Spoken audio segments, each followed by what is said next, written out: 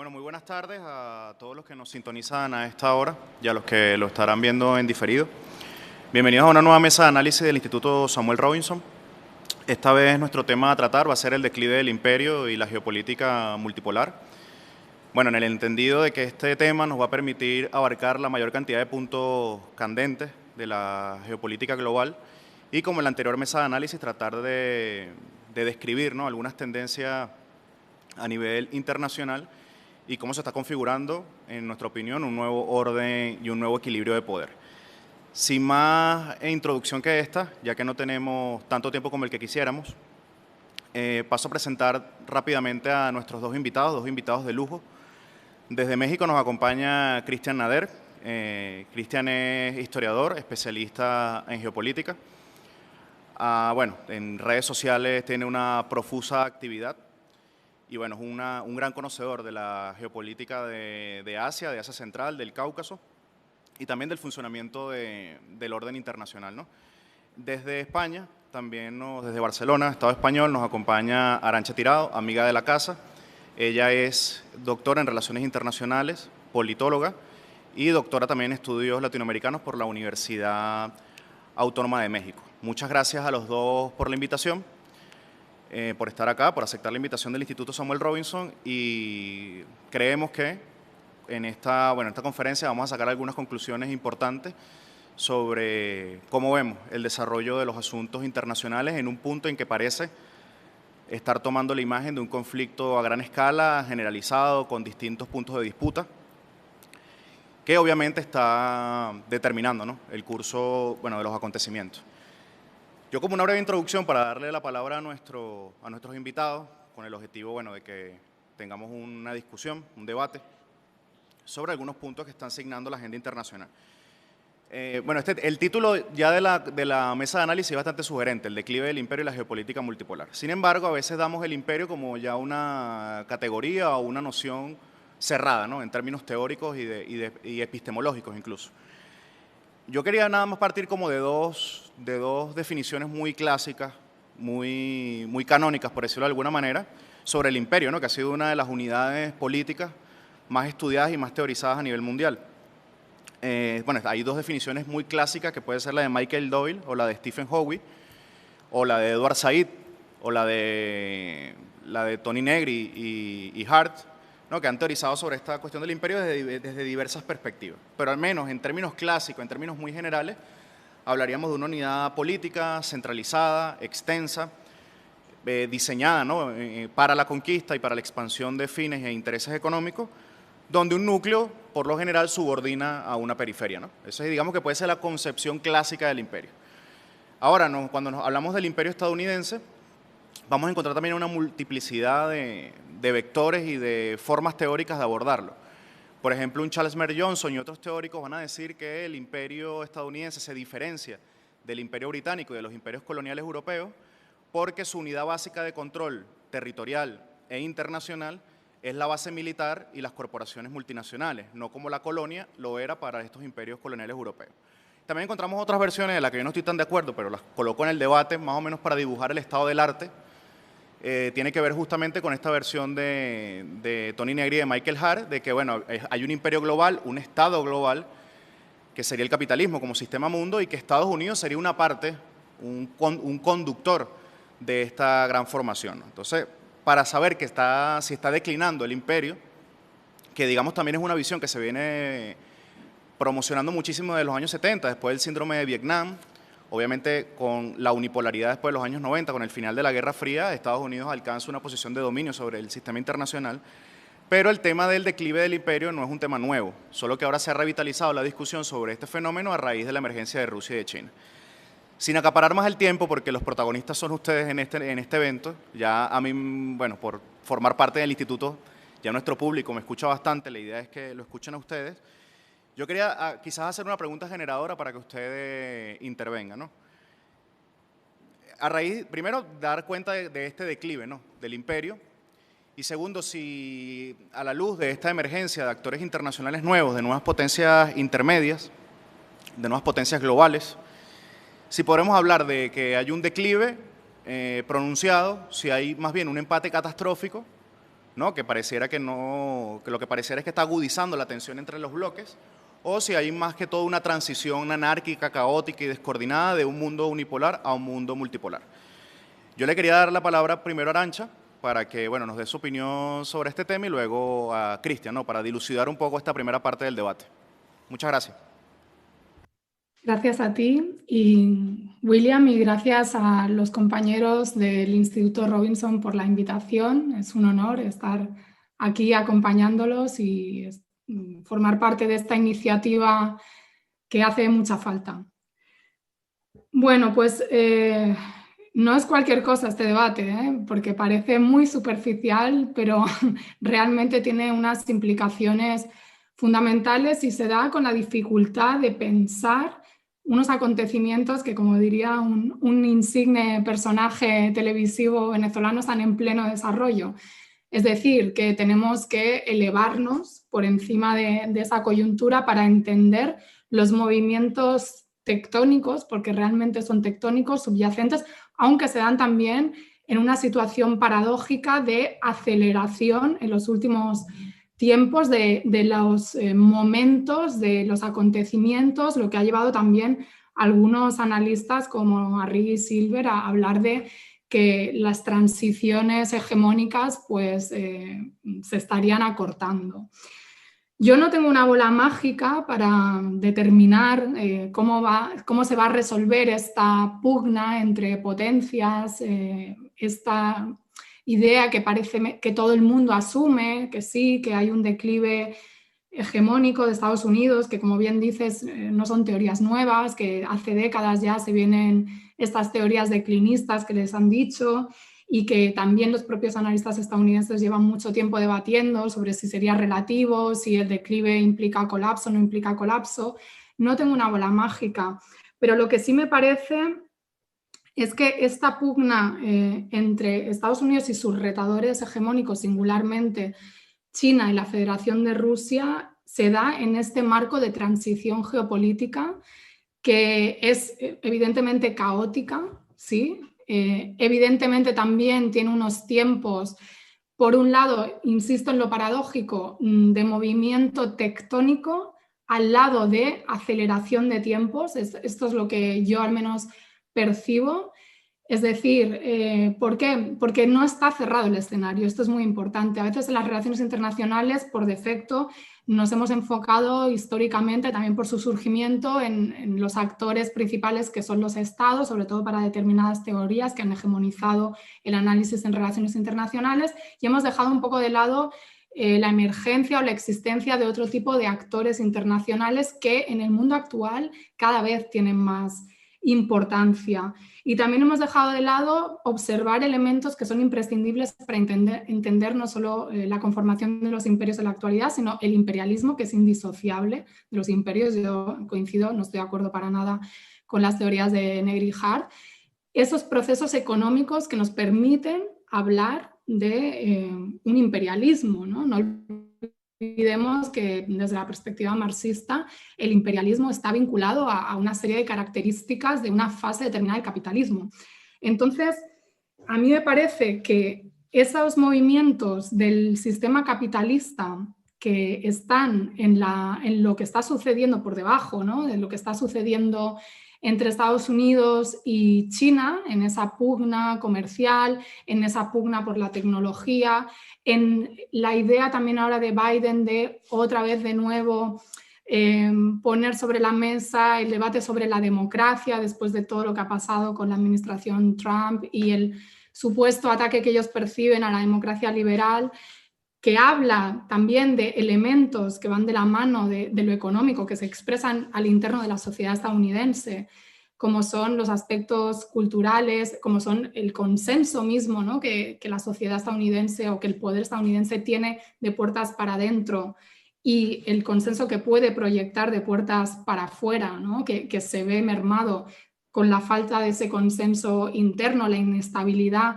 propia de Estados Unidos como hegemón mundial, que también impacta en esa correlación de fuerzas en el sistema internacional y que impacta también en esa transición geopolítica y declive hegemónico, yo creo que son elementos a tomar en consideración y, como decía antes, y con esto voy concluyendo y luego podemos profundizar, creo que hay que saber y ser consciente de que el escenario está abierto, y está abierto porque los actores políticos también son las clases sociales, también son los pueblos en lucha, que son los que pueden transformar los estados, llevando al gobierno, a veces no necesariamente al poder, a determinados mandatarios que pueden dar un golpe de timón, nunca mejor dicho, a lo que está sucediendo en esos estados y, por tanto, tener una incidencia en el sistema internacional. Y esto en América Latina ha sido muy claro en los últimos años. Sí.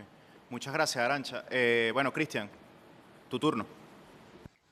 Bueno, muchas gracias, gracias por invitarme. Un saludo a todos, gracias por estar aquí. Bueno, en primer lugar, expandiendo lo que mencionaba Arantxa, creo que habría que diferenciar imperial de imperialista.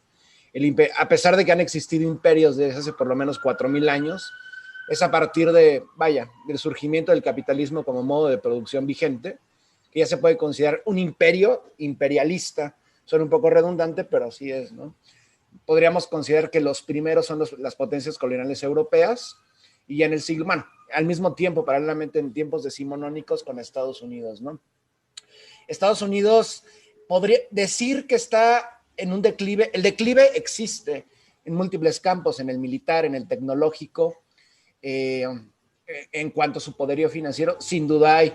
Sin embargo, decir que este declive se podría terminar en el fin de Estados Unidos como superpotencia imperialista a mediano plazo, creo que es un poco arriesgado, creo que hay que tomarlo con pinzas, ¿no? Generalmente los declives de los imperios pues pueden durar hasta décadas, si no es que siglos, ¿no? Por ejemplo, el declive de Roma en el siglo III, siglo IV, se extendió por 150, 200 años. Entonces, Estados Unidos como superpotencia realmente tiene apenas 60 años. Antes era una potencia continental, que esto es interesante, a diferencia de muchos otros imperios, Estados Unidos es concebido desde sus inicios, desde finales del siglo XVIII, en el último cuarto, cuando se independizan las colonias británicas, como un imperio. Se configuraron en esta visión imperialista, colonialista, racista, etcétera, etcétera, en su expansión hacia el oeste y tratar de controlar 2 océanos, del Atlántico al Pacífico, a diferencia de muchos otros imperios que se fueron formando, por ejemplo, no sé, el más célebre, la República Romana, ¿no?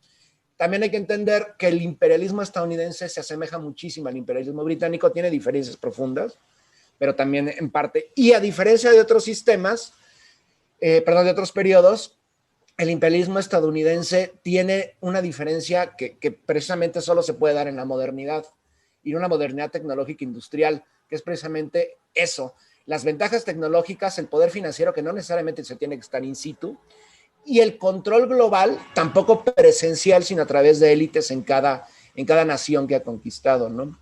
Élites subordinadas que al mismo tiempo explotan, son también élites extractivistas que sirven a ese epicentro que es precisamente Estados Unidos. Por más de que vengan con esta letanía de que el sistema mundo capitalista, el libre mercado, no hay un libre mercado. Estados Unidos controla ese mercado como epicentro con otros pequeños, digamos, potencias ya subordinadas, como puede ser Gran Bretaña o los países de Europa Occidental y Central o Japón. Y más allá de esto, no existe un libre mercado. De hecho, es muy interesante porque si existiera un libre mercado, de acuerdo a la retórica que a veces parece muy fanática, incluso pseudo religiosa por parte de los exponentes del libre mercado, China podría ser justamente lo que ya es la mayor superpotencia económica del orbe y no tendría ningún problema, ¿no? De hecho, los chinos y los rusos le llaman a lo que hace Estados Unidos el fundamentalismo del libre mercado. China en este momento más o menos tiene 36,000 kilómetros de vías férreas de trenes de alta velocidad. Entonces, Estados Unidos y Europa se han quejado mucho de por qué tienen 36,000 kilómetros de vías férreas. Pues obviamente porque importa para el desarrollo nacional, ¿no? Para la industria, para el comercio y al mismo tiempo para conectar China con otros puntos importantes, Pakistán, el Magreb, el Mashrek, etcétera, etcétera, ¿no? Entonces, Gran Bretaña y Estados Unidos están muy enojados con China porque precisamente este crecimiento lo dejan solo interno a China. Eso es, digamos, el fanatismo del libre mercado, ¿no? Que China no pueda crecer adentro porque no pueden intervenir empresas extranjeras, llámese estadounidenses, al mercado chino. Y ese es un gran problema para Estados Unidos. Y esto existe, es la misma excusa que utilizaron, por ejemplo, los británicos en contra de China durante las guerras del opio, etcétera, etcétera. ¿Por qué no se abren? ¿Por qué no nos dejan explotarlos? Etcétera, etcétera. Entonces, esto es importante. El declive sí se puede empezar a figurar, se puede ver, se puede vislumbrar, pero tampoco podemos creer que este declive de una superpotencia global planetaria que controla muchos artífices de la economía, incluso a niveles culturales, vaya a ser vaya a explotar estrepitosamente de la noche a la mañana. Creo que por primera vez desde 1945, a pesar de que tenía gran competencia con la Unión Soviética, desde 1945 Estados Unidos libra una pelea en su propio campo, porque ahora no se puede decir que ideológicamente son distintos, como achacaban a la URSS. China con su modelo doble y la Federación Rusa también dentro del capitalismo le dan la pelea. Lo que sí es inminente y lo que ha ocurrido es que el epicentro económico global se ha trasladado de Estados Unidos, tradicionalmente a ambas orillas del Atlántico, precisamente hasta otros polos, ¿no? No podemos considerar que China sea la única potencia. Sin embargo, también hay otras potencias que han surgido que son antagónicas a ese modelo multipolar, ¿no? A ver, para que me explique, la India, por ejemplo. A pesar de que se le intenta meter en el modelo de los BRICS rápidamente en la década pasada, con el surgimiento del ultranacionalismo fascista, tal cual, la Hindurashtra, o sea, la gran nación india, a través del Partido Popular de la India, encabezado por Narendra Modi, vive este proceso expansionista por dentro y por fuera. Eso ya en un mundo multipolar, pero todavía subordinado a Estados Unidos. Son como las potencias satélite. Lo mismo podríamos hablar de Turquía, por ejemplo, ¿no? Y Arabia Saudita hasta el punto en que Estados Unidos se lo permite. Entonces, Japón, por ejemplo, ¿qué podría ser más peligroso? Tener una potencia hegemónica única en la idea fanática de Francis Fukuyama del fin de la historia, el capitalismo planetario con Estados Unidos a la cabeza, o varias superpotencias a la usanza de comienzos del siglo XX, como Japón, por ejemplo, ¿no? Por primera vez Japón, poco a poco se está separando de Estados Unidos con el permiso de Estados Unidos para armarse hasta los dientes, incluso nuclearmente. Después de 70 años de ocupación estadounidense, Estados Unidos está permitiendo esto. ¿Para qué? Pues para ir contra China. Lo mismo que la India, para ir precisamente contra la República Popular de China, ¿no? Sí, entonces, Cristian. ¿sí, dime? Sí, profundizando un poco en esta idea y para agregar otros elementos que, bueno, permitan hacer un poco más dinámico las intervenciones.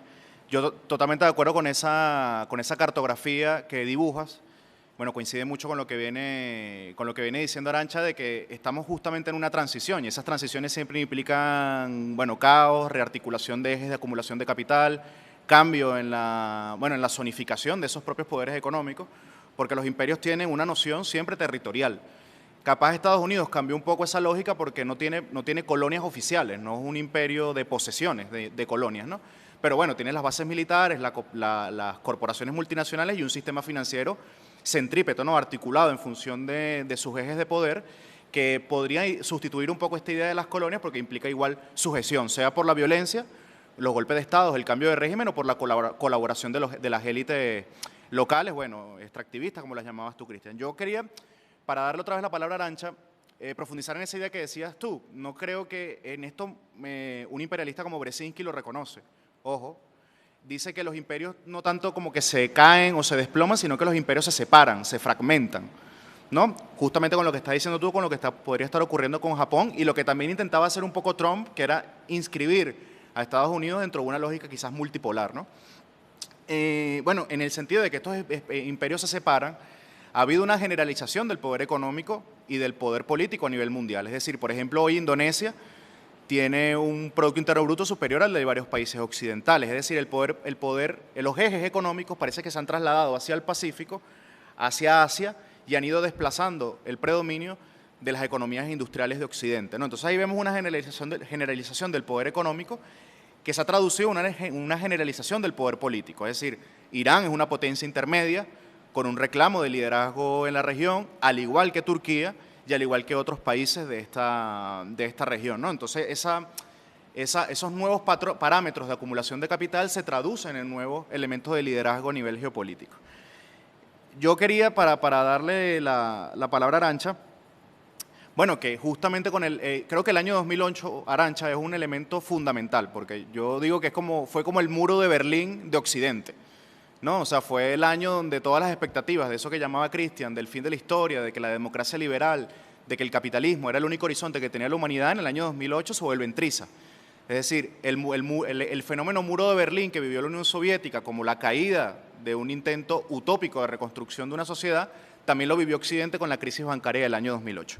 Y en el año 2008 encontramos el punto de inicio de toda una reconfiguración, intento de reconfigurar el mapa de Medio Oriente, la guerra, la intervención contra Libia, la guerra contra Siria, la profundización de los ataques contra Venezuela, contra Nicaragua. Es decir, no sé qué impresión tienes tú, pero yo tengo la impresión de que Occidente, de que las potencias occidentales sienten la presión de que ante la crisis económica van a perder el liderato, van a perder, digamos, la monarquía del sistema internacional, por decirlo de alguna manera, y bueno, van a buscar ese nuevo predominio con la guerra y el cambio de régimen. No sé si compartes esta tesis de que hay una relación entre esta crisis del 2008, que es una crisis de acumulación de capitales, una crisis del capitalismo, y estos procesos de intervención y de guerra que abarcan desde el final de la administración Bush, bueno, desde el principio de la administración Bush, pasa por la administración Obama, se radicaliza con la administración Trump y ahora con Biden más o menos podría seguir la misma línea de continuidad. Adelante, Arantxa. Sí, pero también se dan de la mano de discursos sobre no hay que reformar el capitalismo, no hay que hacer concesiones, que son los mismos discursos que estamos viendo ahora con la idea del Gran Reset.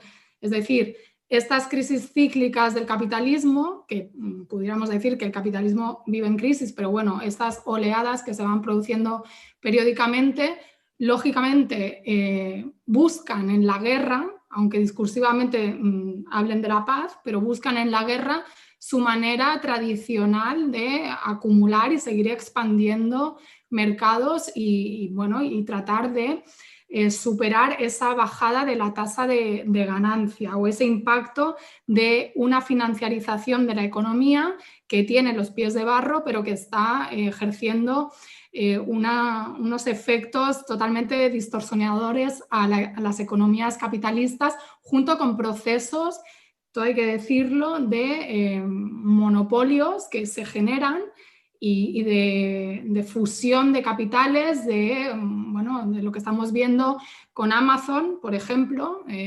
Como decía muy bien Christian, hay un discurso mitificado sobre el libre cambio, sobre las políticas antimonopolio, pero en la práctica Estados Unidos exige a otros lo que no aplica, ¿no? En su propio territorio.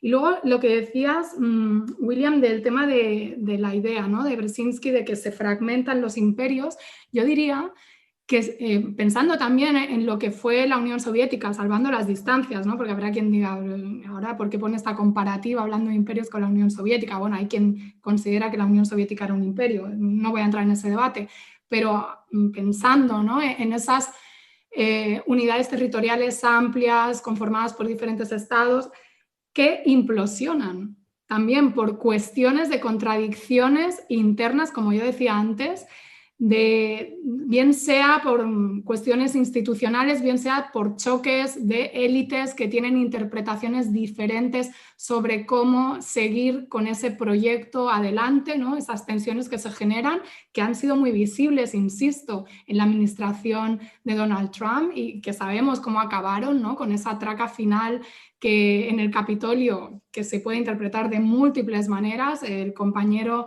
Diego Sequera pues tenía una hipótesis que le afearon, pero que bueno, no me parece tan descabellada, ¿no? Hasta la idea esta del golpe blando en el propio centro del imperio, y que yo quiero ir a lo doméstico y llevarlo afuera, porque en relaciones internacionales también usamos mucho el término, bueno, o no usamos mucho, algunos autores, de proyección exterior, es decir, entender la política exterior como aquello que un Estado lleva a la esfera internacional, pero que tiene que ver con sus valores, con sus principios, con su ordenamiento económico, jurídico, etcétera, interno. Y en el caso del hegemón mundial, del imperio por antonomasia actual, imperialista además, Estados Unidos, esto es muy evidente. Y lo que estamos viendo es que cada vez menos Estados Unidos puede garantizar sus reglas en el mundo, es decir, que sus reglas sobre todo sean aceptadas bajo la lógica del consenso, que me parece fundamental este juego entre el consenso y la coerción, ¿no? Que entronca con el pensamiento gramsciano y que algunos autores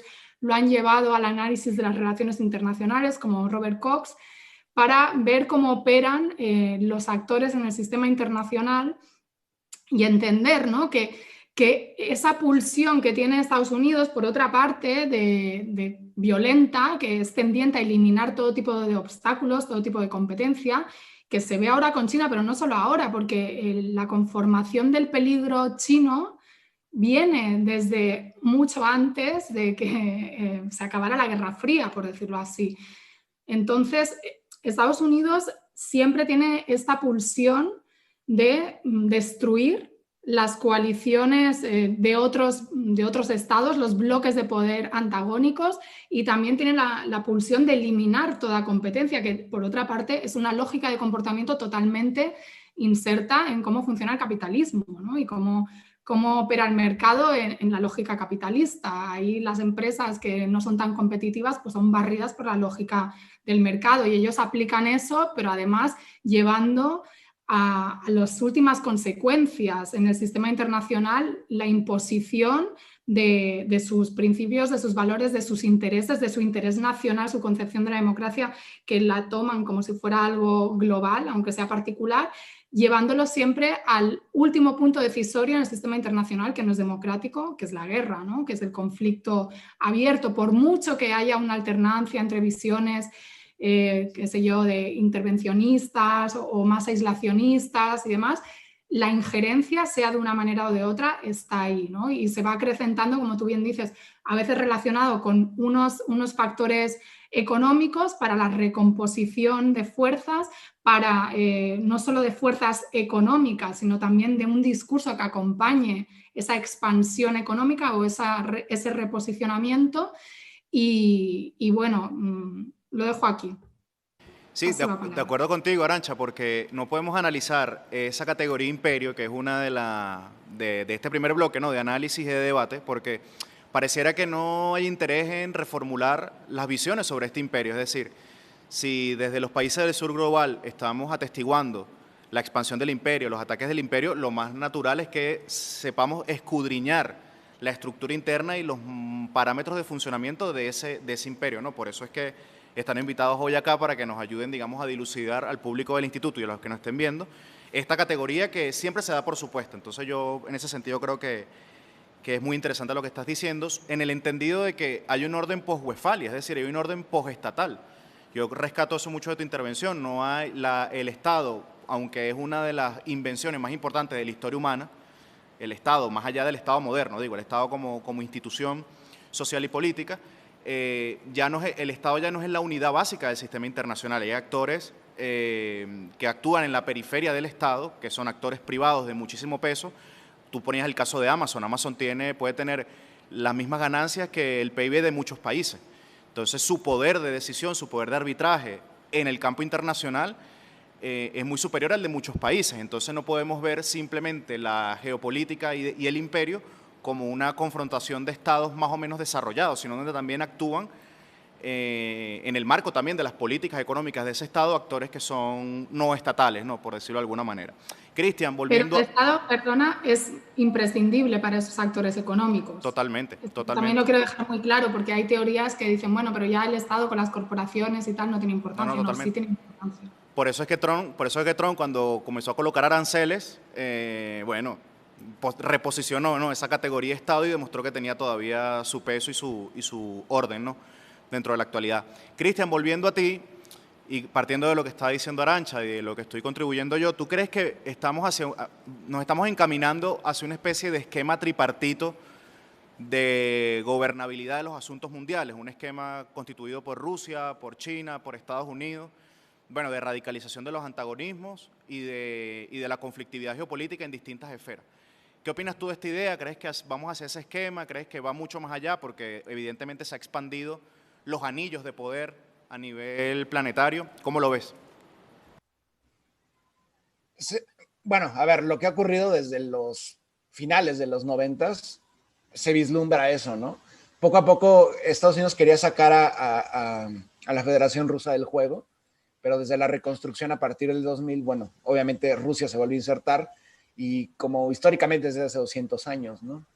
Lo veo como de 3 a 5. Simplemente Estados Unidos ya no quiere que esto crezca más, porque la India ahí está. Por más de que sea antagónica a la bueno, a la República Popular de China, la India tiene un poderío tecnológico, no puedo considerar que es similar a China, pero extremadamente desarrollado. Creo que también se puede medir justamente de aquí, del sol a las estrellas, ¿no? Las naciones que tienen un proyecto espacial, que por cierto, una sonda china llegó ayer a Marte y aterrizó en Marte para que vean, digamos, incluso cuando se revive la carrera espacial, ahí se puede notar, ¿no? Cuáles son los protagonistas económicos y tecnológicos a nivel planetario y, bueno, también extraplanetario. Sí, yo apostaría justamente eso, ¿no?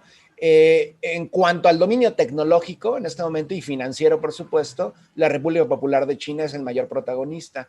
En dominio militar están empatados, tal cual la Federación Rusa y Estados Unidos. Sin embargo, muy cerca se acercan otras potencias. En tecnología, por ejemplo, Corea del Sur. Sin embargo, es interesante, ¿no? Porque se han buscado, hubo canales de comunicación entre Pyongyang y entre Seúl, pero incluso posibilitar una unión. Mucha gente piensa que el antagonista es Corea del Norte, es Pyongyang, pero esto es falso. Estados Unidos ha boicoteado cualquier intento para precisamente evitar la unión de las dos Coreas, porque imagínense, si dos Coreas son potentes militarmente el norte y tecnológicamente el sur, ¿qué serían si se unen? Sin importar si domina el socialismo o el capitalismo, ¿no? Estados Unidos ha evitado esto, porque también tenemos en el escenario euroasiático a Pakistán, tenemos a Irán, que son potencias regionales. Y cuidado, porque al fin de cuentas, en el subcontinente, Pakistán y la India son potencias nucleares también, ¿no? Entonces, creo yo que la multipolaridad está abierta. Sin embargo, quien se niega justamente a permitir esto, contrario a su discurso tradicional de libre mercado, etcétera, es precisamente Estados Unidos, ¿no? Y ahí se puede ver precisamente que hay una crisis. O sea, hay una crisis, no sabemos cuánto se va a extender, pero recordemos, no hay mayor enemigo del capitalismo y de Estados Unidos precisamente que la estabilidad.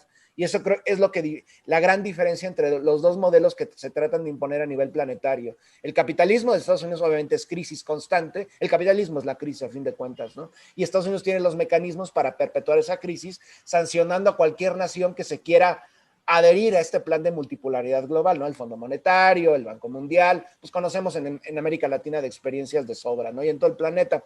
Mientras tanto, China tiene otra visión totalmente. Para China es la estabilidad. Y no lo digo desde la República Popular, lo digo desde desde la dinastía Tang, porque China se ha forjado su historia a través del comercio, la ruta de la seda, parte de la ruta de las especias, y ahora es precisamente eso, tratar de vincular a 3 continentes, y podrían ser 5, precisamente a través de estos planes tecnológicos y de apoyo estatal a múltiples gobiernos, ¿no? En estos momentos, más o menos, de los países que han firmado estos acuerdos con China dentro de este megaplan planetario, se podría considerar que casi 3/4 del planeta de la población, ¿no? Todo África, el sudeste asiático, a pesar de las grandes diferencias, porque tenemos el caso vietnamita, que tiene bastantes diferencias muy profundas con China, pero han firmado acuerdos, incluso miembros de estos, los llamados 5 ojos, si no me equivoco, Australia, Nueva Zelanda, las colonias británicas del Pacífico, ¿no? Entonces, es la gran diferencia. Hay un cambio de modelo, se avecina. Sin embargo, Estados Unidos está haciendo hasta lo imposible por perpetuar su dominio planetario, ¿no? Que esto es contraproducente porque Estados Unidos no va a poder, no es como históricamente ha sido, destruir Vietnam, destruir Irak, destruir Afganistán, no es así. China no es Afganistán. La Federación Rusa no es Afganistán. Son superpotencias planetarias que incluso con bloqueos como los que tradicionalmente ha orquestado Estados Unidos y previamente Gran Bretaña, podrían sobrevivir, porque prácticamente lo tienen todo. No por nada, el mayor tratado energético de la historia lo va a firmar Moscú con Pekín por supuesto, Moscú tiene gas, tiene petróleo, toman todo lo que quieren, ustedes tienen tecnología, vamos a forjar una alianza militar cultural y tecnológica, y esto se puede extender a otras partes. Por ejemplo, Pakistán, no se han dado cuenta, bueno, tal vez no lo sé, el público en general no, pero en los últimos meses se ha agudizado el discurso antipakistaní desde Washington. ¿Por qué? Porque Pakistán ya está extremadamente vinculado a la República Popular de China. etcétera, etcétera, muchos países en el sur de Asia, ¿no? Entonces, ahora meten esta semilla en los medios, en su ofensiva mediática, de la semilla del Baluquistán independiente, y poco a poco, entonces, nuevamente están sembrando el caos, lo que ocurre en Myanmar, lo que ocurre en Xinjiang, en la zona uigur túrquica de China, etcétera, ¿no? Entonces, cualquier elemento que Estados Unidos pueda aprovechar para desestabilizar internamente a naciones, también la narrativa de Tíbet nuevamente le están metiendo en los medios, también tenemos el caso de pues, la leyenda negra en torno al laboratorio del nacimiento del COVID está ahí también.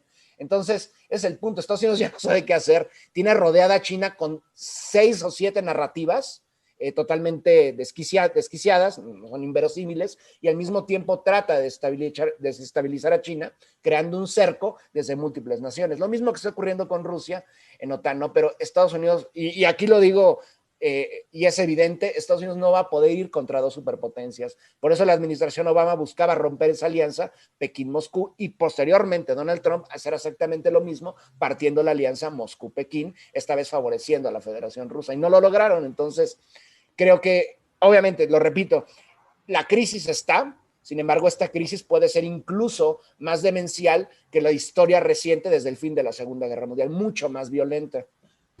Sí, bueno, con respecto a lo que decía Cristian, totalmente de acuerdo con esta imagen, ¿no? que dibujas, porque creo que en las intervenciones hay una distribución geográfica de las áreas de interés bueno, de cada uno de ustedes que aportan mayores elementos al debate. Bueno, en YouTube nos está viendo bastante gente. Hay dos... Esto es una cosa que yo como moderador no he tenido la mejor habilidad para hacer estas cosas porque siempre entre el poco tiempo, bueno, los invitados que siempre que tenemos que son de lujo, no me impiden siempre leer cosas que nos pone la gente en YouTube. Pero quiero leer 2 intervenciones que hay de las más valiosas. Bueno, Ed Sánchez dice esto, pues que el declive de un imperio es un fenómeno de larga duración, como dice el historiador francés Braudel, ¿no? Que él dibuja esa larga duración de la construcción del capitalismo desde su eje mediterráneo hasta su extensión a bueno, los territorios del llamado Nuevo Mundo, ¿no?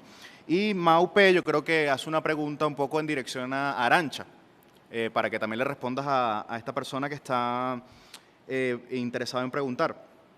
Porque antes de la pregunta, lo que decía Cristian se conecta muy bien con un área de investigación que ha desarrollado por mucho tiempo Arantxa, que es sobre las guerras híbridas. Cristian habla de una paridad nuclear, de una paridad militar, que hace imposible que la confrontación entre potencias se dirima por medios convencionales y medios clásicos. Es decir, como dice Cristian, Estados Unidos no puede caerle a bombas, simplemente hacer un carpet bomber a la Federación de Rusia o la República Popular China. Y eso ha abierto paso, como dice Coripco, a guerras híbridas, guerras asimétricas, guerras no convencionales, buscando explotar los flancos débiles de estos países para buscar una implosión interna y un cambio de régimen. Maupe hace también una pregunta en este sentido, dice, ¿consideras que Estados Unidos está realizando intervenciones neocoloniales?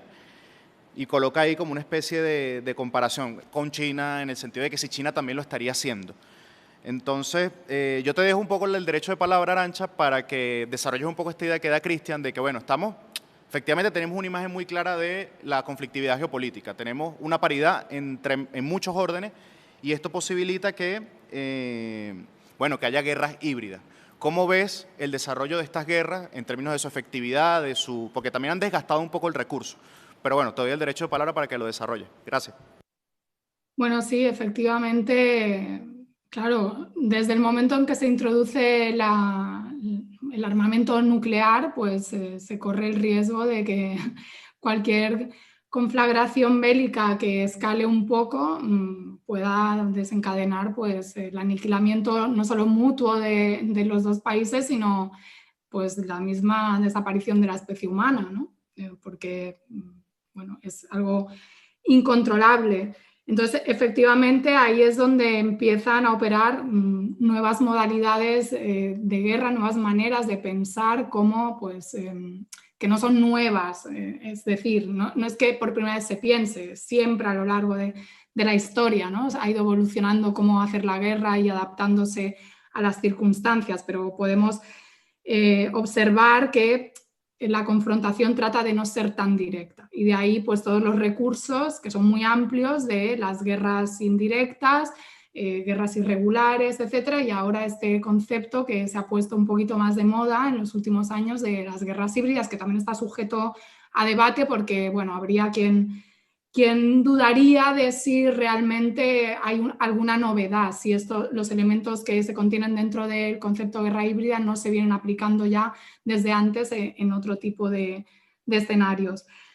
En todo caso, a mí me parece que habla este uso de las guerras híbridas, sobre todo si lo vemos desde la perspectiva en la que lo trabaja Coripco, a quien has mencionado, como pues, desatar el caos para el cambio de régimen, vinculado a las revoluciones de colores, etcétera. Yo creo que habla también de una debilidad por parte de Estados Unidos de no poder imponer esa agenda, como yo decía antes, de no poder obtener ese consenso en las periferias, en el resto del mundo, ¿no? Que, bueno, periferia sería un poco cuestionable, porque a lo mejor es una periferia en la lógica centro-periferia económica y política, pero pudiéramos también darle la vuelta y pensar si, no sé, si sumamos a esas periferias respecto a Estados Unidos, y a lo mejor no es la mayoría del mundo y lo que es más periférico y aislado es la manera de ver el mundo de Estados Unidos, que además está pues en confrontación, ¿no?, con todos los que no piensen como ellos. Entonces, yo creo que habla de esa debilidad de no poder efectivamente convencer, de tener que utilizar mecanismos bélicos indirectos sin que esto, es importante, suponga abandonar todo tipo de estrategias bélicas, incluso golpes de Estado tradicionales.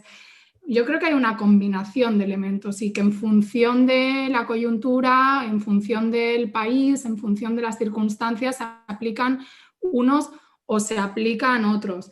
Pero sobre todo una característica que me parece muy destacable de esta potencia declinante en su hegemonía es su capacidad de adaptación, ¿no?, rápida, porque bueno, también tiene todos los recursos económicos y sabemos de cabezas pensantes a través de think tanks, a través de un montón de gente, agencias de inteligencia, civil, militar, etcétera, para pensar, para hacer prospectiva sobre el mundo y para no solo pensar, sino aplicar lo que piensan en otros países. Y ellos se mueven muy rápido y ahora mismo el ejemplo claro es esta reacción de Biden tratando de pues, visitar Europa un poco para arreglar el desastre de la relación Estados Unidos-Europa, de la relación con los aliados tradicionales, que la dejó bastante mermada Donald Trump, para contener, lógicamente, las relaciones que pueda haber, porque hay sectores de la Unión Europea que apuestan por acercarse a la Federación de Rusia o que ya tienen relaciones con la Federación de Rusia o que están interesados en participar en las iniciativas como la iniciativa de la nueva ruta de la seda, ¿no?, o en esta pugna también de la ruta en el Ártico que se vincula a lo de la ruta de la seda. Entonces, ellos se están moviendo en ese sentido porque también están interpretando que su abandono de la participación en las instancias multilaterales o incluso su desprecio o su instrumentalización de esas instancias multilaterales, que no lo olvidemos, responden a un diseño del mundo emanado después de la Segunda Guerra Mundial a su imagen y semejanza, es decir, bajo sus intereses, eso ha sido aprovechado por potencias como China. Y de hecho es interesante ver en los análisis de los think tanks estadounidenses cómo ellos perciben que tienen que volver a meterse a disputar el consenso en esos espacios multilaterales que no les han servido para iniciar guerras, por ejemplo, el caso de Venezuela, ¿no?, como en el Consejo de Seguridad de Naciones Unidas en 2019, después de la autoproclamación del señor Guaidó, se trató de utilizar ese Consejo de Seguridad y ahí se toparon con Rusia y con China y no solo en el Consejo de Seguridad, ¿no?, sino en otras instancias donde Estados Unidos pues cada vez más pues, demuestra que no está en posición hegemónica, que está aislado frente a la posición del conjunto de países del mundo, que son la mayoría. Y sobre si hay colonialismo chino o estaría China, como dicen, ¿no?, algunos analistas, que China también ejerce su imperialismo sobre África y en esta pugna por los recursos minerales, que no solo es en África, que también es América Latina y el Caribe y en otras zonas del planeta, en una lógica de disputa tecnológica, etcétera. Bueno, lo cierto es que al menos China no se mete a valorar si los países tienen un régimen democrático o no. Es decir, China no ejerce una injerencia abierta, al menos enunciativamente. Y además también podemos entrar a pensar en si es lo mismo que un Estado con empresas estatales vaya a determinadas zonas, lógicamente con su interés nacional de extraer recursos y tal, pero haga, pongamos, transferencia tecnológica o haga una serie de inversiones en infraestructura que sí, cierto, son funcionales a la extracción de recursos, pero es que hay otro tipo de imperialismo que ni siquiera invierte en esas infraestructuras o ni siquiera tiene en consideración elementos que puedan ayudar al desarrollo de esas áreas a las que va, pues, a extraer. Entonces, yo saldría de esas dicotomías que pretenden, bueno, establecer como que todo es lo mismo, ¿no? China es igual de imperialista.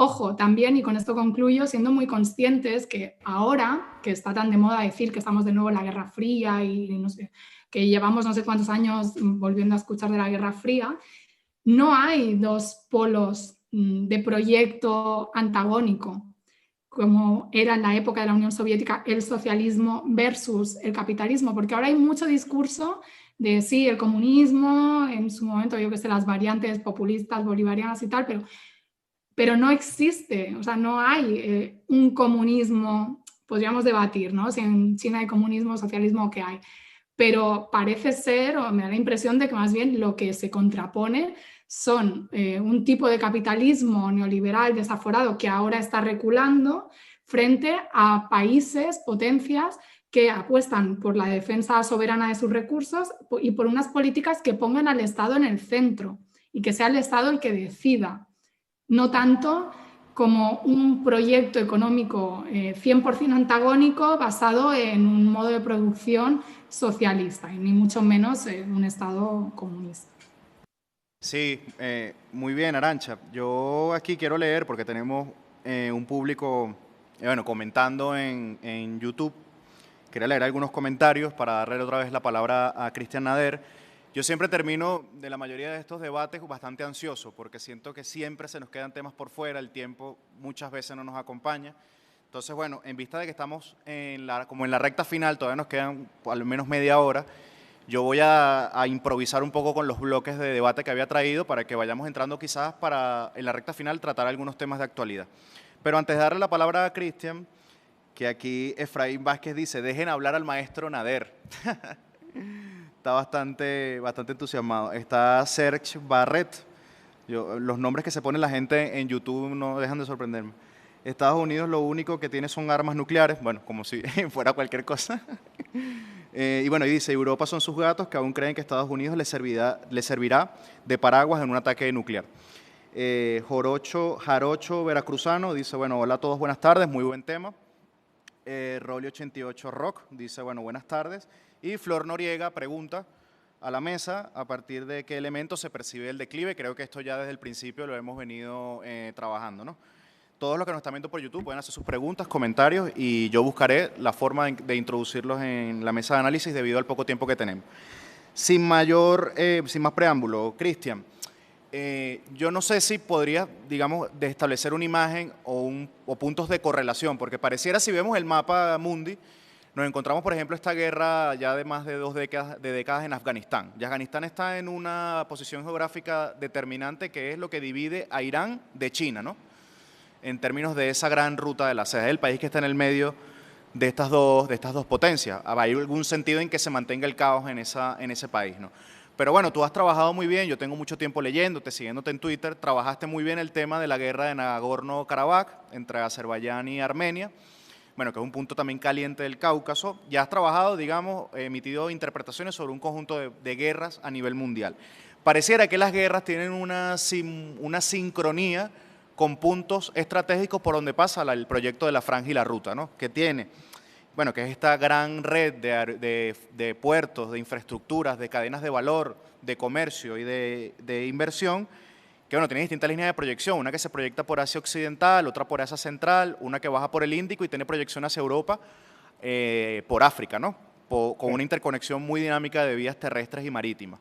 ¿Cómo se ha dado esta relación entre intentos de cambio de régimen, intentos de guerras híbridas, como lo explicaba Arantxa, en puntos donde, bueno, se está dando esta reconfiguración de la economía mundial por el proyecto de la Franja y la Ruta? ¿Ves una direccionalidad manifiesta en estos cambios de régimen como un mecanismo de socavar, de debilitar los gobiernos, las estructuras nacionales de esos estados donde van a reposar las inversiones del mundo multipolar en ascenso? Adelante. Gracias. Bueno, en primer lugar, nada más continuando un poco con lo que mencionaba Arantxa, tres cosas importantes. La guerra híbrida pues, existe desde hace cientos de años. La única diferencia contemporánea es que tener, por ejemplo, la guerra cibernética no existía hace 100 años, por decir algo, ¿no? Luego, ¿la posición de China es imperialista? No, la posición de China es defensiva y lo que está haciendo tradicionalmente se llama comercio. Entonces, hasta el momento no podemos catalogar a China como una potencia imperialista. Y tres, el populismo. No existe gobierno que no sea populista. El populismo no es una ideología, es más bien una técnica, por decirlo de alguna manera, ¿no? Es un concepto extremadamente maleable, no se le puede poner una etiqueta populista, ¿no? Pero bueno, retornando a lo que mencionabas de Afganistán. Afganistán no por nada cuando se empieza a promulgar esta idea del nuevo siglo americano, el primer país al que va a llegar, al que va a destruir Estados Unidos, precisamente Afganistán. Afganistán se encuentra, es dentro de Asia Central, en la zona irania todavía, de mayoría irania, un poco más al norte ya está la zona túrquica. Históricamente, desde hace 4.000 años, Afganistán es la zona tradicional de tránsito entre Asia Central y por ende con el Mashrek, digamos, Oriente Próximo, con el Extremo Oriente, con China. De hecho, es una zona con mucho, bueno, históricamente ahora ya no son necesarios por la aeronáutica, en lo que había pequeños corredores para entrar, para, digamos, acelerar el paso hacia China. Por ahí va llegando, por ahí entró el budismo a China, etcétera, ¿no?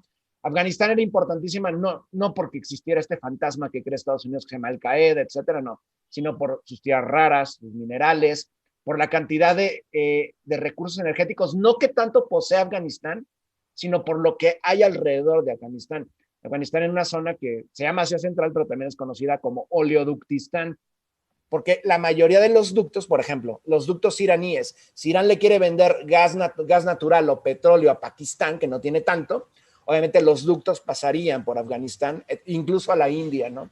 Esa es la gran ventaja geoestratégica de Afganistán, históricamente, desde siempre. Por ejemplo, si ustedes han visto la máscara de Tutankamón, la máscara mortuoria, el lapislázuli procedía de Afganistán. O sea, históricamente Afganistán ha sido una zona preponderante desde hace 4.000 años, si no es que más, ¿no? Entonces, no es coincidencia que en todos los países, no necesariamente en los alrededores de China, sino en la órbita comercial de China, hayan tenido problemas desde hace 30 años. ¿Por qué? Porque precisamente Estados Unidos está defendiendo su soberanía, su monstruosa soberanía de alguna manera, a nivel planetario, ¿no? Vemos el caso de Afganistán, vemos el caso de lo que han intentado hacer en la República Islámica de Irán, y vemos la multitud de revoluciones de colores, muchas de ellas fallidas, todas en Asia Central, ¿no? Revoluciones de colores entre comillas, ¿no? Digamos, son revueltas orquestadas en laboratorio desde Washington, ¿no? También podemos ver el caso de Myanmar. Myanmar es una posición también geoestratégica importantísima, porque está en la bahía de Bengala, y si ustedes van un poquito más al norte de Myanmar, que tiene fronteras con la República Popular, tenemos la provincia de Yunnan, por ejemplo, ¿no? Y Yunnan es importantísimo, porque lo que está haciendo Estados Unidos, además de acabar con gobiernos que pueden ser antagónicos a la postre, vinculándose a la República Popular de China, también está rodeando a China. El ideal de Estados Unidos es mantener una periferia totalmente militarizada a China y a Rusia, que es casi una labor imposible. ¿Por qué? Pues porque abarcan prácticamente una tercera parte de la tierra firme a nivel planetario. Entonces, sí, o sea, la gente lo puede percibir como un caos, tal cual, como un caos, pero no es un caos controlado, entre comillas, por Estados Unidos, ¿no? Lo que ocurrió, por ejemplo, que mencionabas hace ratito, en el caso del Cáucaso, se puede figurar, obvio, la intención de Washington y de Bruselas para frenar a la Federación Rusa, pero también, al mismo tiempo, dentro de esa orquesta, lo que está tratando de hacer Ankara, el gobierno de Recep Tayyip Erdogan, tratando sin importar si está la OTAN detrás de ellos o no, de llevar su propio proyecto expansionista. Y ahí es interesante porque se juntan las ideas de la multipolaridad con la unipolaridad estadounidense. ¿Hasta qué punto Estados Unidos está permitiendo a sus aliados tener, carta blanca para hacer lo que ellos quieran hacer, ¿no? Precisamente Erdogan en este momento pues está reconstituyendo el imperio otomano. Tiene intereses en Libia, tiene intereses en Irak, en Siria, en Yemen y en el Cáucaso, por supuesto, ¿no? Entonces, volvemos a lo que mencioné hace ratito. Es interesante notar cómo se está configurando un mundo que obviamente se vislumbra como multipolar, pero no necesariamente tiene que ser benéfico para todos los pueblos del mundo. ¿Por qué? Porque estamos viendo a grandes superpotencias regresar al escenario, ¿no? Y no son superpotencias, que estén marginales contra Estados Unidos. Lo repetimos, la India tiene armas nucleares. Por ejemplo, Turquía tiene el ejército más grande de la OTAN. Y curioso, porque Turquía está teniendo su mayor enemigo en este momento, no es la República Árabe Siria, no es la República Islámica de Irán, no, es Grecia, otro país de la OTAN. Creo que también es importante porque se empiezan a resquebrajar las viejas creaciones por parte de Estados Unidos de la posguerra de la Segunda Guerra Mundial. La OTAN está rebasada y la Unión Europea vive una crisis cíclica perpetua en el que precisamente Berlín se ha empoderado como una superpotencia también. Y aguas también con dejar a Alemania. Las experiencias de los últimos dos siglos nos dicen que Alemania sola, no sé qué sea más peligroso, ¿no? Pero vuelvo a lo mismo, esta larga cadena de sucesos, golpes de Estado, revueltas, algunas fallidas, por ejemplo, lo que está ocurriendo en Hong Kong, etcétera, tienen mucho que ver, uno, con la incapacidad ya de Estados Unidos, y lo conecto con el concepto de guerra híbrida que mencionamos, de hacer la guerra tradicional, porque también sería costosísimo. Una guerra nuclear nadie la quiere, ni siquiera el capitalismo, porque no podrían entrar al negocio de la reconstrucción, desapareceríamos todos, ¿no? Sí. Entonces es la incapacidad estadounidense de mantener un conflicto tradicional, llámese guerra de Vietnam, llámese conflicto entre comillas, porque fueron agresiones en contra de países. Entonces es mucho mejor e incluso más económico utilizar precisamente estas guerras híbridas a través de sus élites locales en distintas naciones, ¿no? Sí. Al mismo tiempo, nada más una cosa, termino rápido, conectando, el siglo XIX está igual, el siglo XXI comienza igual que el siglo XIX, con una potencia angloparlante tratando de resquebrajar a China en el sur de China, llámese Hong Kong. Bueno, voy a seguir un poco leyendo los comentarios que nos colocan en YouTube, que la gente está muy interesada en saber las opiniones de los dos. Yo creo que este es el primer espacio donde ustedes dos se vinculan, digamos, públicamente en una mesa de análisis, y creo que la gente lo está recibiendo muy bien. Sergio Barret dice que quizás para otro programa, cómo se ven las tres potencias mundiales a México y cómo hará Estados Unidos por tener otro gobierno que no es entreguista. Lo plantea como para otro programa. Anader, le pregunta cuál es el rol del transcurso de su declive, que en el declive de Estados Unidos asigna a Latinoamérica, y cómo cree que se pueda construir una unificación latinoamericana en combate a esos intereses. Javier Laclau dice: el imperio sigue siendo hegemónico en lo referente a la narrativa y en la propaganda a través de su maquinaria cultural y mediática. Creo que en esto Arantxa también dijo un par de cosas sobre la adaptación del imperio y los recursos propagandísticos y mediáticos con los cuales cuentan. Javier Laclau, también pide valorar el tema de cómo podría acabarse con esa hegemonía tan efectiva. Y Rolly Rock hace una especie de chiste con respecto al término del tiempo, pero hay bastante gente conectada y muy interesada en lo que estamos participando. A ver, me ha parecido muy nutritivo esta mesa de análisis, valoro mucho su participación, pero estamos entrando como un poco en la recta final en términos de tiempo, ¿no? Hay elementos que se me quedarían por fuera, pero quisiera comprometerlos a los dos en participar en una nueva mesa de análisis, capaz con otros participantes, para seguir profundizando este tema. En el entendido de que esta ha sido como una gran introducción y un gran abreboca, porque desde el Instituto Samuel Robinson queremos extenderle más invitaciones a ustedes dos para que participen con nosotros. Se quedan algunos temas como la reunión Putin-Biden, ¿no? Que quizás en otro espacio podríamos ya analizar los resultados de la reunión, pero no creo que nos vaya a dar tiempo. Sin embargo, como este es un instituto que basa su área de conocimiento y su pertinencia en la historia y su prioridad intelectual en América Latina, Cristian, quería darte la palabra para una conclusión final, ya una reflexión en el último trayecto de esta mesa de análisis. Capaz abrimos unos pocos minutos para una despedida, pero quería traerte un poco hacia Latinoamérica, ¿no? También lo voy a hacer con Arantxa cuando termines tu derecho de palabra, ¿no? Para hablar un poco de América Latina, que es la región en la cual hemos nacido y es en la cual nos desarrollamos, ¿no? Y vivimos. Bueno, quería preguntarte cómo ves América Latina y cómo se inscribe en este orden multipolar que hemos estado describiendo, ¿no? Al menos en sus rasgos generales. ¿Cómo ves a México en la CELAC, por ejemplo, que tiene una posición de poder institucional a nivel regional importante, con un gobierno que está rescatando principios básicos de la soberanía, basado en la tradición diplomática mexicana, que también Arantxa conoce muy bien, capaz también en su derecho de palabra podría profundizar en este sentido? Y bueno, en esta apariencia de reconfiguración de la doctrina Monroe bajo parámetros posmodernos, ¿no? Del liderazgo simbólico de la narrativa, de la política de identidad, de apropiación de categorías de la izquierda, en el que parece que se está manejando más Joe Biden. Te doy el derecho de palabra, Cristian, para que, bueno, deje esta conclusión de cierre, pensemos un poco en América Latina y, bueno, tratemos de abarcar la mayoría de los puntos que yo traía para acá, para esta mesa. Adelante, Cristian. Gracias. La doctrina Monroe sigue, como tú lo mencionabas, ¿no? Se ha reconfigurado y cada vez es más difícil aplicarla. Y aquí el caso latinoamericano es muy curioso porque no tanto depende a veces de la fortaleza de los gobiernos, muchos de ellos antagónicos a Estados Unidos, sino también de los mismos pueblos latinoamericanos, ¿no? Lo que ha ocurrido en los últimos años en Chile, la respuesta del pueblo boliviano ante el golpe de Estado orquestado desde Washington, lo que está ocurriendo en este momento en Colombia, ¿no? Y lo que también ocurrió en Brasil. A diferencia de otros lugares, creo que en América Latina tenemos la inmediatez del imperialismo estadounidense que ha sido históricamente considerado justamente Latinoamérica para los estadounidenses. Y curiosamente ya no lo pueden aplicar tan al pie de la letra como hace 50, 60 años. Vaya, durante el Plan Cóndor, históricamente ya no puede ser así. ¿Por qué? Porque los mecanismos que utilizaban, hablando concretamente de lo que mencionaban, el poderío cultural propagandístico a niveles industriales de Estados Unidos ya no son tan fáciles de imponer en América Latina, ¿no?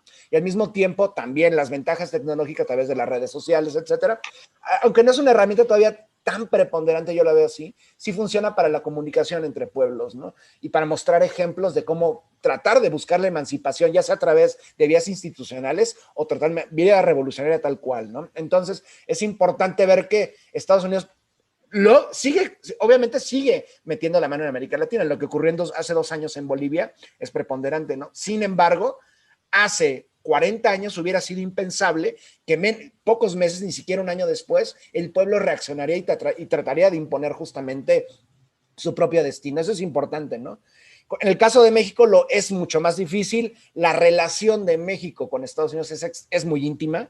Sin embargo, como lo mencionaste con la doctrina Estrada, poco a poco se da este alejamiento también tradicional, por lo menos desde 1988, en que México se subordinó por completo a Estados Unidos, ¿no? Ni siquiera en tiempos del echeverrismo o otros periodos México había estado tan subordinado a Estados Unidos, y con el gobierno de López Obrador poco a poco se están metiendo algunas medidas, pero el gran problema es esa continuidad, ¿no? Porque sigue subordinado a esas instituciones liberales, entonces es muy difícil.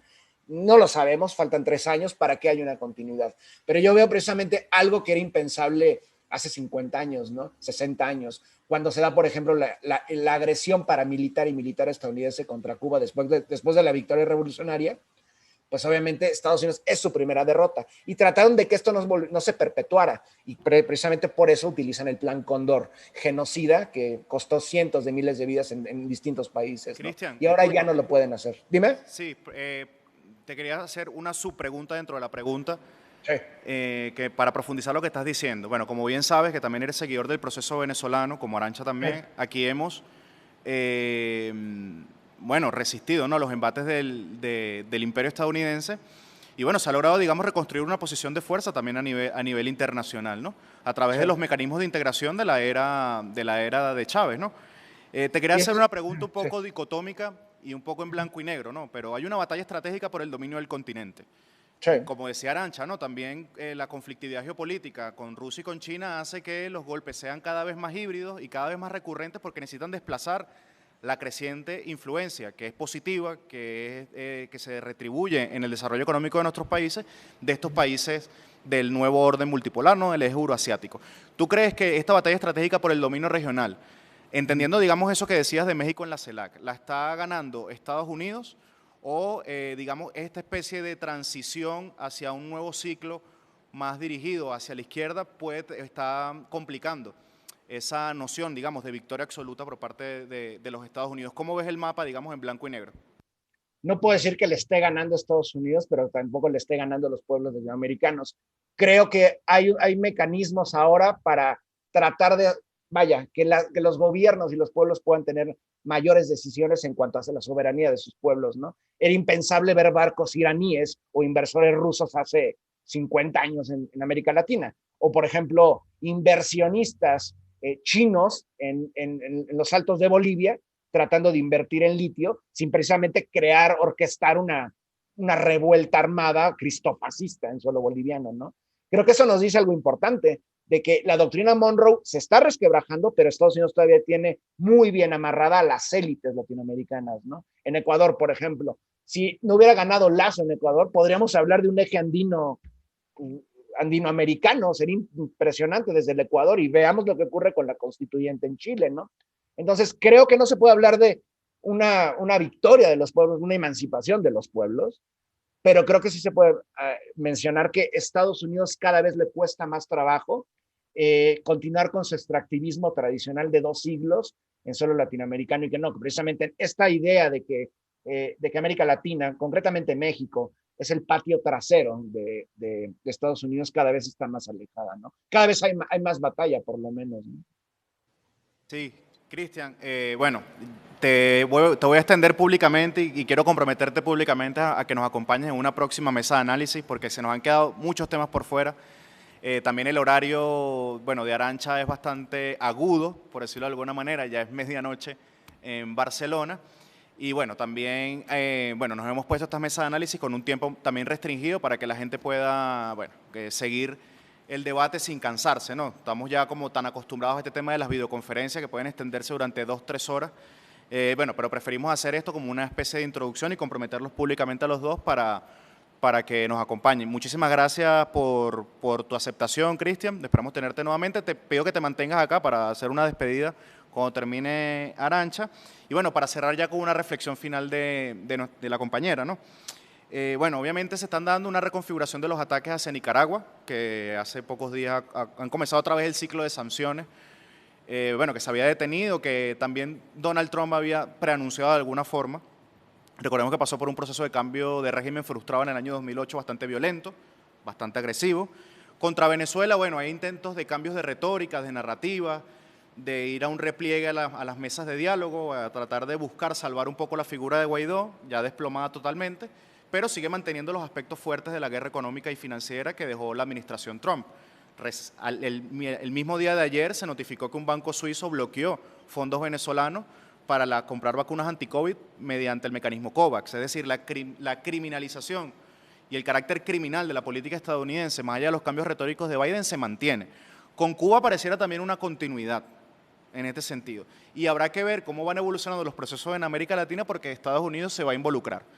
Sabemos que se va a involucrar, ya lo venía diciendo Cristian Nader, se van a involucrar con esta lógica que tú también decías, Arantxa, de derechos humanos, de multiculturalismo, de estas lógicas blandas, ¿no?, de socavamiento de la legitimidad de los gobiernos en América Latina. Entonces, bueno, quería que nos dieras quizás una reflexión final en esta lógica de la multipolaridad, del declive del imperio, de, bueno, las perspectivas, algunas tendencias, por más pequeñas que sean, que puedas dibujar, de cómo se va a ir comportando la administración Biden, con lo bien que conoces el perfil de esta administración, con respecto a esta cuestión multipolar, esta configuración de un orden multipolar en América Latina. Adelante, Arantxa. Bueno, ellos lo dijeron claro durante la campaña, que iban a hacer una política exterior para las clases medias, y eso tiene una carga ideológica fundamental. Que, bueno, una política exterior para las clases medias, además una aproximación inteligente, se pudiera decir, basada de nuevo en mecanismos más de ese poder blando, de incidir en los temas de cooperación, de asistencia, aunque en la práctica estén haciendo más o menos lo mismo, ¿no?, como has ejemplificado tú en el caso de Venezuela, o como podemos pensar también en el caso de la migración centroamericana, que se tiene otro discurso, se pone mucho énfasis en eso, como es un punto y aparte, pero cuando uno va a realmente lo que se está haciendo, hay más líneas de continuidad, más allá de la retórica y de alguna decisión puntual, como en el caso de Venezuela, ¿no?, que se da el estatuto temporal a los venezolanos en Estados Unidos. Y bueno, se sigue con las estrategias de acoso y derribo, aunque yo creo que sí hay un repliegue, ¿no? En el caso venezolano, producto de algo que ya se veía venir y que creo que desde la administración Trump y producto también de las divisiones al interno, se percibió que era que Guaidó ya no servía. O sea, la carta Guaidó pues dejó de ser útil y también tienen que explorar otras vías. Ahora bien, quería decir algunas cosas finales vinculándolo con la reflexión sobre el mundo multipolar, América Latina y lo que han planteado aquí de la maquinaria cultural y mediática que todavía tiene mucha influencia en las sociedades latinoamericanas. Bueno, introduciendo el tema de clase, diría en qué sectores de las sociedades latinoamericanas, porque no nos confundamos entre los sectores, por decirlo en términos simplistas, clase medieros, ¿no? Que es un concepto muy elástico, pero bueno, los latinoamericanos saben más o menos a qué visión del mundo me refiero. Latinoamericanos que pueden ser más aspiracionales, que pueden tener valores más vinculados a esa realidad estadounidense, ni decir ya las élites, ¿no? Con intereses de clase compartidos, con otros sectores populares que están protagonizando las luchas en las calles de América Latina y el Caribe y que además cuando uno va a los datos no se refleja esto de que todos los pueblos de América Latina o todas las sociedades latinoamericanas y caribeñas estén seducidas por el American Way of Life, ni las del mundo. De hecho, recuerdo, bueno, estaba revisando unos datos que busqué para mi tesis de doctorado de la UNAM sobre la visión que había en diferentes países sobre la idea de importar ideas y costumbres estadounidenses a su país, y la mayoría de la gente en términos globales estaba en contra, sobre todo en países latinoamericanos y caribeños y sobre todo ni se diga ya en Oriente Medio. Entonces, ojo, aguas, como dicen en México, con el tema de pensar que porque haya efectivamente, porque esto va de la mano de que sí hay una admiración de mucha gente o de un porcentaje amplio de sectores sociales por la sociedad o la cultura estadounidense, pero eso no quiere decir que estas personas quieran que esos valores, esos rasgos culturales sean adoptados en sus países. O sea, puede darse esta ambivalencia. Y luego, para concluir, bueno, una pequeña reflexión sobre los nuevos mecanismos de intervención. Lógicamente también el tema del lawfare, hay que estar muy pendiente también con lo que va a pasar en Perú en estos días, porque estamos viendo operar al Poder Judicial, no solo en Perú, ya tenemos un recuento de casos muy claros, que pudiéramos decir, de guerra judicial contra mandatarios de la izquierda latinoamericano-caribeña, principalmente pensemos en Rafael Correa, Lula da Silva y Cristina Fernández, que es parte de la guerra híbrida, el lawfare. Esto es como una parte que se desprende, o en ese paraguas de la guerra híbrida donde todo cabe y donde sí, efectivamente, ya este tipo de guerras irregulares existían, pero hay elementos nuevos y bueno, pues el lawfare no sé si sería nuevo o no, pero su aplicación en América Latina y el Caribe en los últimos años sí se está difundiendo y creo que se está sofisticando porque se está combinando también con elementos de golpe de Estado clásico, como sucedió en Bolivia. Y voy a concluir con una idea. Cuando decía Cristian que el mundo multipolar no necesariamente es una noticia positiva para los pueblos del mundo. Sí, si las naturalezas de esas potencias tienen un carácter de clase determinado, defienden un proyecto económico, capitalista, etcétera, aunque sea ganancia, como dicen también en México, el hecho de tener una perspectiva antiimperialista, entendiendo, bueno, contra Estados Unidos. Esto ya es ganancia, o sea, no hace falta a lo mejor que Irán se declare un Estado revolucionario comunista para defender que Irán pues, tenga el legítimo derecho a desarrollar su energía nuclear, a confrontar a Estados Unidos, a tener el tipo de régimen político, económico y social que quiera. Pero sí hay una vía, y que América Latina, y con esto quiero concluir, destacó y puso en el mundo, en el sistema internacional, de la mano del comandante Chávez, que es la construcción de un mundo multipolar contrahegemónico. O sea, la política exterior venezolana fue precursora de la construcción de lo que Cox diría un bloque contrahegemónico de poder, una geopolítica alternativa a la geopolítica imperialista que se materializó con esa concreción de mecanismos como el ALBA-TCP, como la UNASUR y como la CELAC, que no se podrían entender sin la participación del comandante Chávez, también de Cuba, ¿no? Con esa presencia permanente de Cuba que se une a la venezolana y que luego encuentra también respaldo en otros gobiernos soberanos como el de Lula, etc. ¿Y por qué los gobiernos de derecha, cuando han llegado, han tratado en una de las primeras instancias o al poco tiempo de desmantelar esos mecanismos de concertación o integración alternativa? Porque, bueno, suponían, aunque no todos sean socialistas, enunciativamente solo el ALBA-TCP, suponían un desafío a los intereses expansivos de Estados Unidos en la región y además desde otra lógica. Recordemos que tanto la UNASUR como el ALBA, si no recuerdo mal, ponían la construcción de América Latina como una zona de paz en el centro.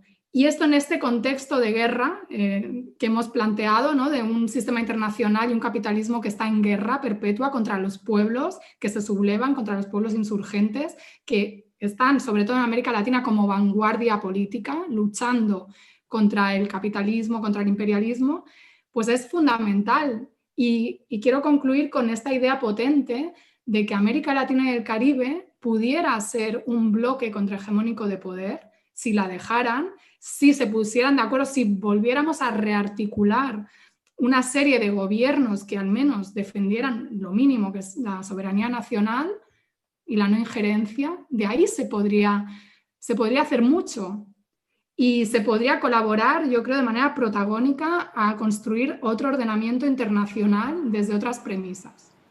Sí, justamente concluyendo con esa idea que dejas en el tintero, no se puede entender los principios de autodeterminación de la ONU, incluso la misma Carta de las Naciones Unidas, sin la influencia de Simón Bolívar, el libertador de América, en su concepción de un mundo internacional, de un sistema internacional no imperial. Es decir, la Carta de Jamaica, uno de los documentos fundamentales de la época de la independencia venezolana, son los principios básicos bajo los cuales se montan muchos de los principios del sistema de Naciones Unidas. Justamente concateno con eso que dices tú, Arantxa, de que Venezuela en el siglo XIX tuvo un papel muy importante en la definición de una nueva orbe geopolítica, porque muchísimos estados que antes eran colonias formaron a tener una parte activa en el sistema internacional, más que, como también conoce Cristian, los británicos jugaron muy bien con el libre comercio, la dependencia económica para suprimir la posibilidad de ese bloque contrahegemónico. Pero con Chávez, ya en una época más moderna, con los propios mecanismos de integración tecnológico de esta sociedad moderna en la que vivimos, bueno, llevó esta posibilidad de un mundo pluricéntrico, de un sistema internacional mucho más democrático, a unos niveles ya de institucionalización en la arena internacional, que son muy importantes. Antes de terminar y despedirlos, en esta mesa de análisis, que me parece que ha sido muy nutritiva, creo que aunque se nos quedaron temas por fuera, hemos descrito líneas generales de cómo primero comprender en un imperio, ¿no? Que creo que hay un aporte teórico importante que hemos hecho aquí hoy, entender ese declive, dónde están las esferas de ese declive, y cómo se está rearticulando el mundo desde una posición multipolar. Bueno, dice Javier Laclau, gracias Arantxa, gracias Cristian, gracias Instituto Samuel Robinson por vuestro interés en informar y contrarrestar la narrativa imperialista. Esperamos volver a escucharlos pronto. Un abrazo. Carlos EHR, gracias por las excelentes participaciones. Saludos desde Baja California a Arantxa y Cristian, los esperamos en la próxima. Bueno, Jairo Obregón, muy interesante el análisis. Los Estados Unidos no ha entendido que ya no tiene el total de la hegemonía que tenía en el siglo XX. Y Julio Cerrón también dice, hay peligrosos divulgadores con respecto al tema de la leyenda negra y la invasión versus la conquista. Se nos queda una pregunta por fuera de Julius Cerón, que dice, bueno, ¿cuál es la esperanza de Colombia? Ahí creo que Nader lanzó un par de comentarios, pero no hay espacio para responder. Por último, bueno, a todos los que nos han sintonizado, los que han seguido la cuestión por YouTube y por Periscope, muchísimas gracias por participar en esta mesa de análisis que hacemos permanentemente del Instituto Samuel Robinson. Muchas gracias a Arantxa nuevamente por aceptar la invitación y muchísimas gracias a Cristian Nader también por aceptarla. Lo dejo para que despidan al público que amablemente nos ha seguido y que ha estado interesado en interactuar con ustedes. Lo dejo para que despidan. Muchas gracias. Un placer estar aquí. Ojalá se repita. Un placer estar con Arantxa y contigo, William. Y gracias a ti. A todo el mundo, en todos los países de América Latina. Gracias a ti, en hermano. España. Bueno, el placer es mío y nada, es realmente muy estimulante poder encontrar estos espacios de pensamiento alternativo, porque por estos lares cuesta mucho encontrar análisis desde el ámbito de las relaciones internacionales que vayan más allá de lo que se establece en la academia, ¿no?, de las relaciones internacionales, que suele ser bastante conservadora. Esperamos tenerlo nuevamente. Cristian, ¿quiere agregar una cosa al final? Sí, ¿sabes qué sería interesante hablar también? A partir de esta guerra híbrida, la guerra a través de la academia. Pocas veces se toca, ¿no? Muchas gracias.